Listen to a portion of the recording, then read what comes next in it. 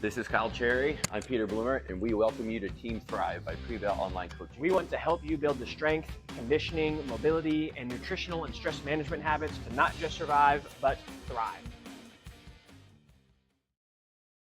All right, today we are talking about the stress sweet spot, and we'll get into what we mean about that in a second. But to give you just a little bit of an idea, Peter, what is something you do when you find yourself at a higher level than your sweet spot, and something you do when you find yourself at a lower level in your sweet spot?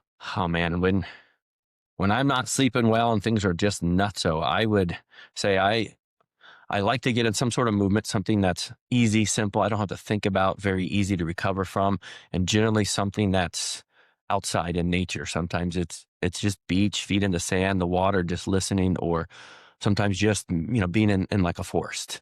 I just feel that fresh air and being unplugged, being away from electronics feels really good. Yep. It's been a while.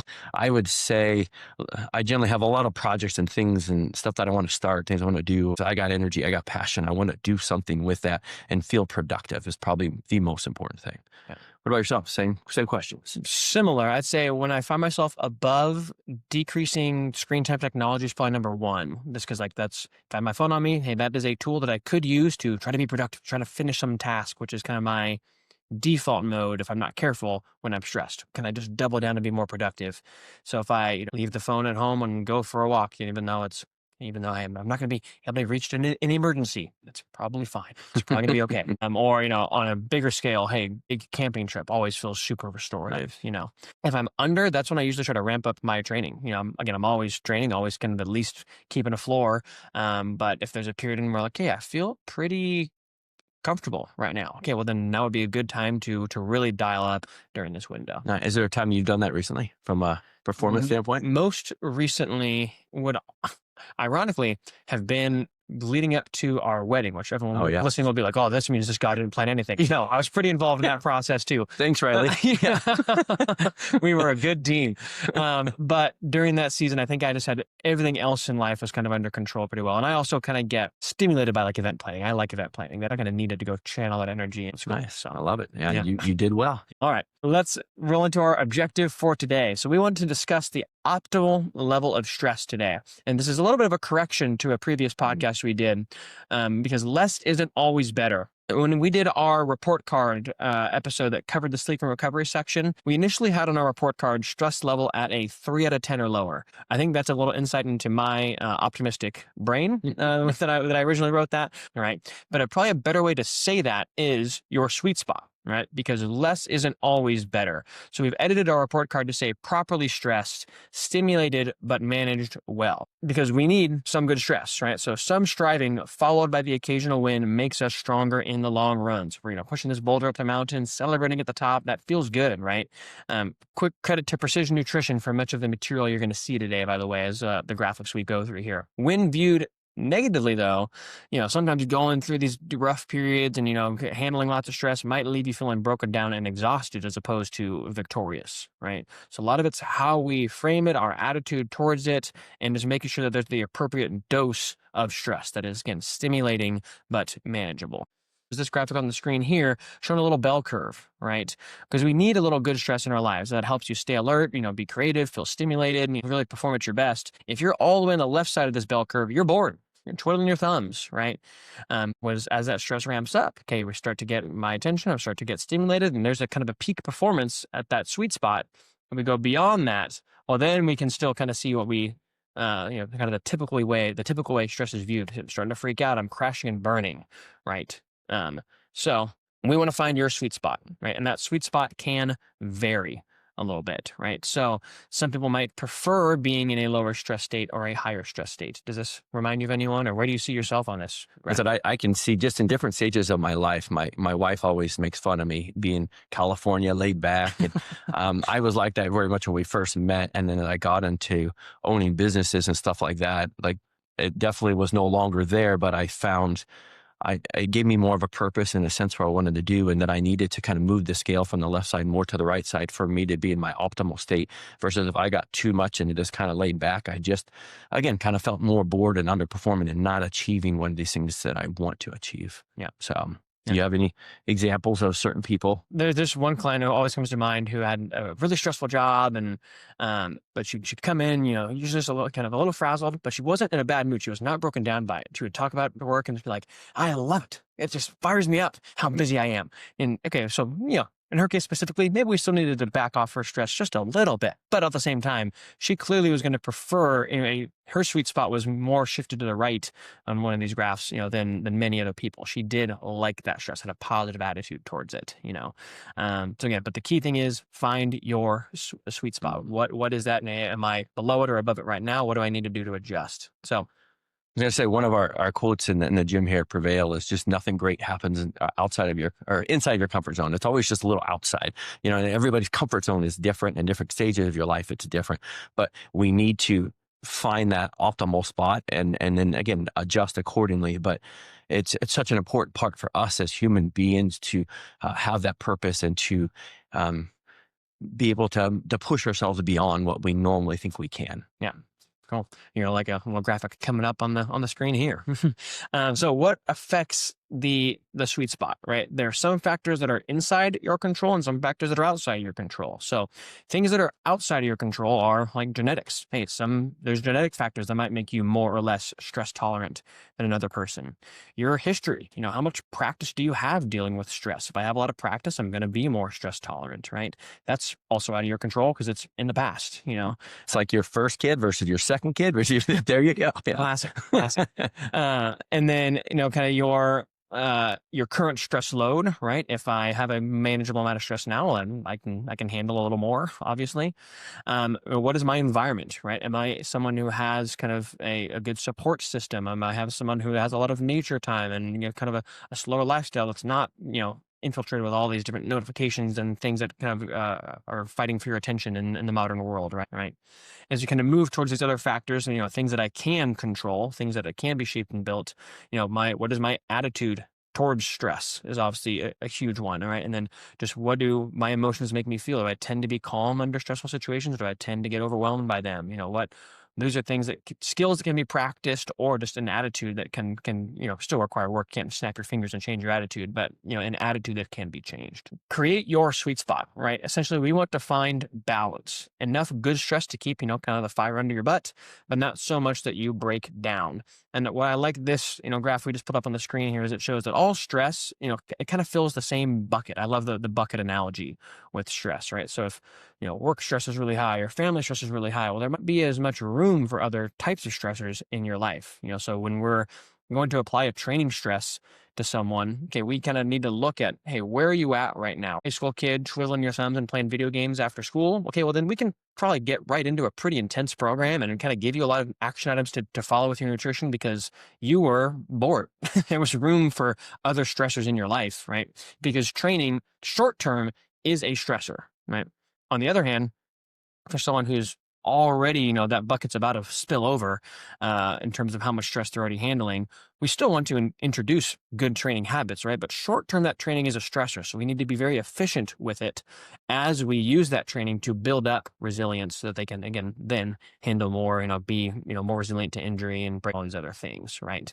But we'll just be intelligent with it initially and find that right dose. Yeah, it's just why Kyle leading up to his wedding was in a really good place because they had done all the work. So he was like, I'm ready. I want to try to peak here.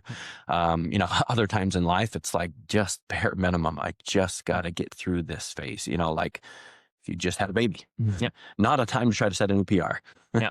I think a lot about, pain is such a fascinating topic that you can kind of break it down another time, but pain is essentially a protective response when your body is threatened, right? So if you already have all their stressors, hey, well, then maybe a slight little tweak, your body might create a pretty big pain response to that and kind of freak out about that, right?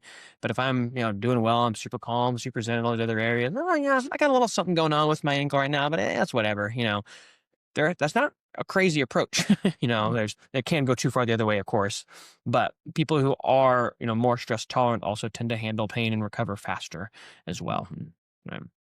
Okay. So, how do we find your sweet spot, but then also, expand that comfort zone that Peter talked about earlier. This is where working with a coach can be super, super valuable. And I mean, not even just with your fitness, but, having a therapist to work on your emotional stress and, just having mentors in different areas of your life, right? So early on, there might not be many actions you can do on your own. If you look at the bubble here on the left, it's a tiny little bubble of actions that a client can do. Yeah, but things that a client can do with help, well, that bubble's a little bit bigger. We can kind of learn, so we can kind of have a plan in place that helps you tackle new things. There still might be things that you can't do yet, even with a coach, right? But over time, all those first bubbles expand. The comfort zone gets a little bit bigger. The things you can do on your own improve. Now there's new things you can unlock with the coach, and that continues to happen over time. As I slowly expand my comfort zone, it gets bigger and bigger.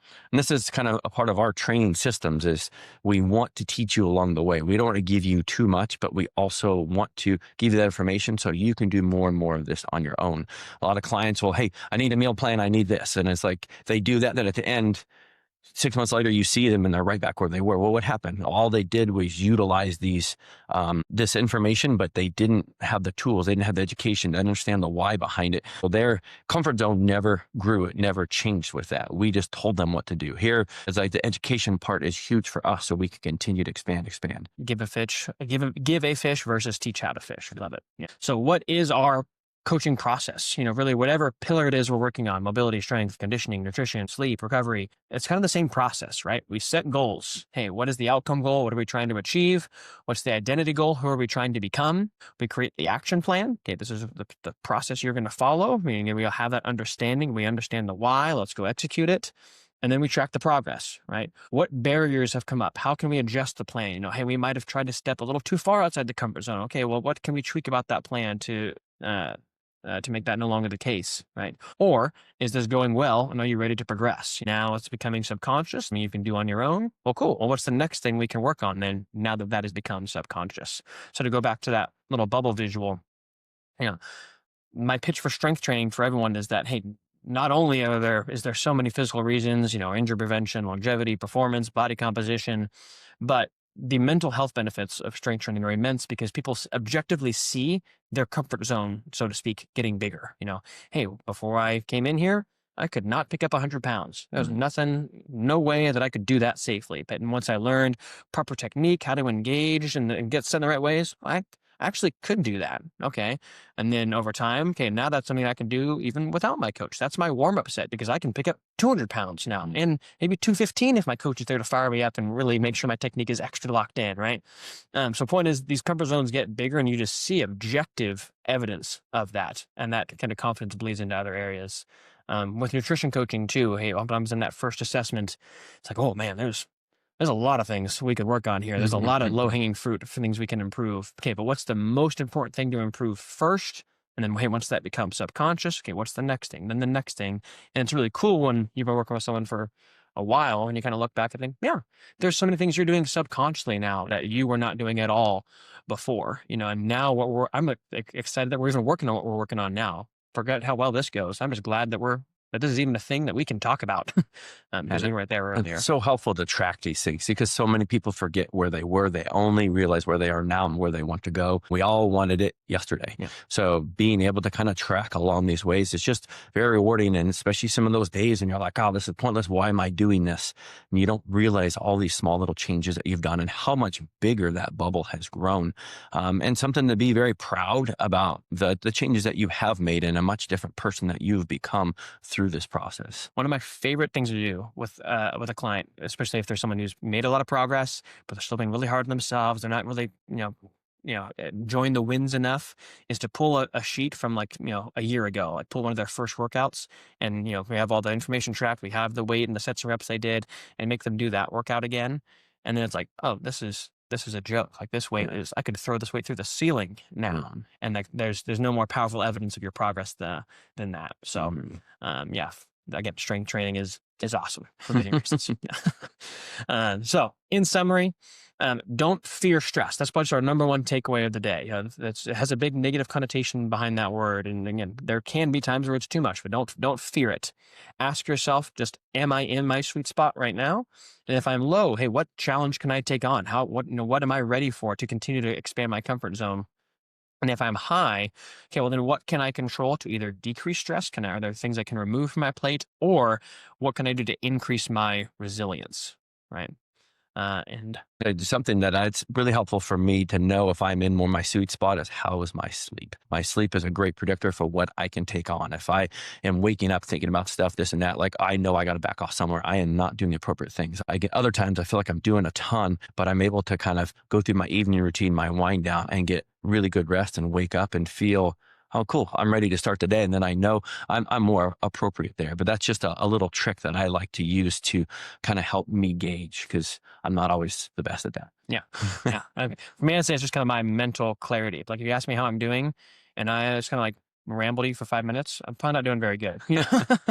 But if I have some good, clear answers, like if I've had time to think and process myself, that's probably a pretty good sign, right? Love it. So cool.